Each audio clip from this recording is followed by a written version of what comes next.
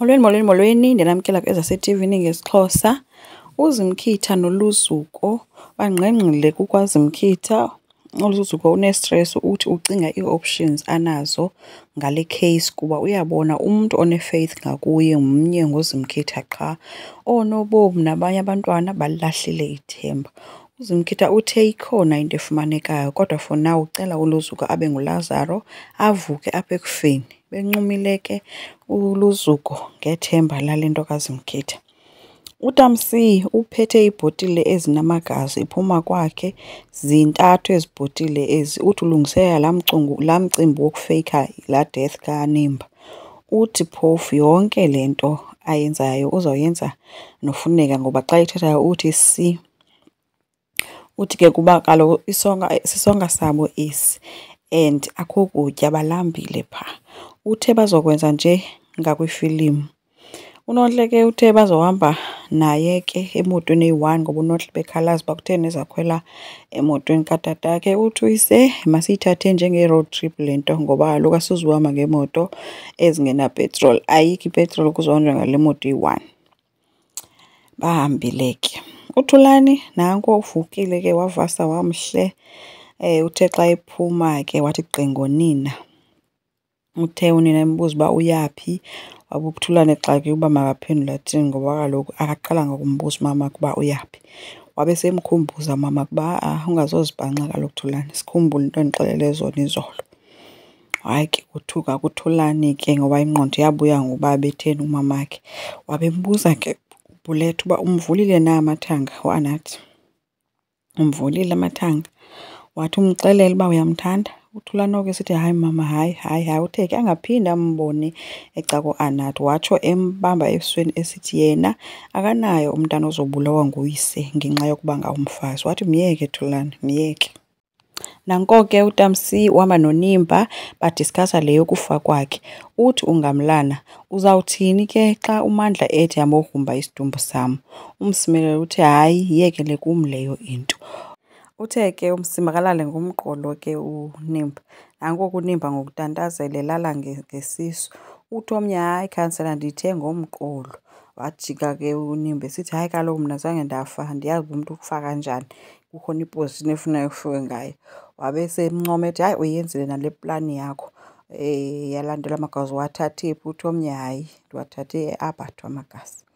Wabe semthela ke ngamagazi apha esifubeni ke nalapha ngasemlonyeni. Phofu umzumile apha ngasemlonyeni ngoba uyokuthuka uNimba xa segalwa ligazi emlonyeni.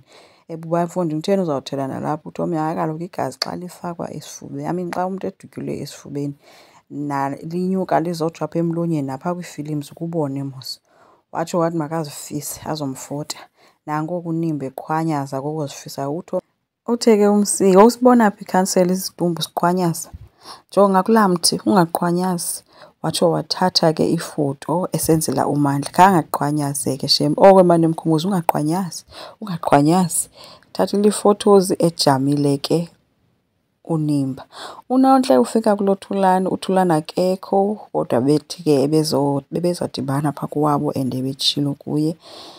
Wabe ke ebalisa ke xa ebuzwa ngubulelwa uba izinto zihamba kanjani kubo boyi-2.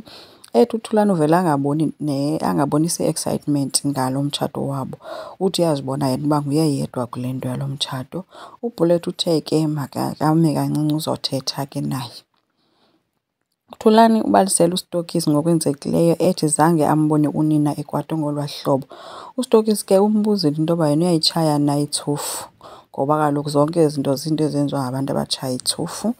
And ebesithi makohlukane ke notywala ngoba bubo obu benze kwanje. Embuza ke uba uAnathi umxelele na ngento yenzileyo. Wathi uThulani hayi kangamxeleli. Wabe sithi hayi ke usengxakini. Une-stress ke uThulani bethuna. uZimkhitha uphinde walandela uRhoyi. uRhoyi uhlangatyezwe ngumntana kulaa yadi. Hayi ke uZim wancedakala wathatha iifotos. Kwaphuma nonina bangena endlini behagene bobathathu. Uthe asawugqiba ke xa sebengenile waphuma naye wawukhangela phaa kule yadi yakhona ekroba ngasezifestileni engumntu orhalela ufumana nje into enombamba.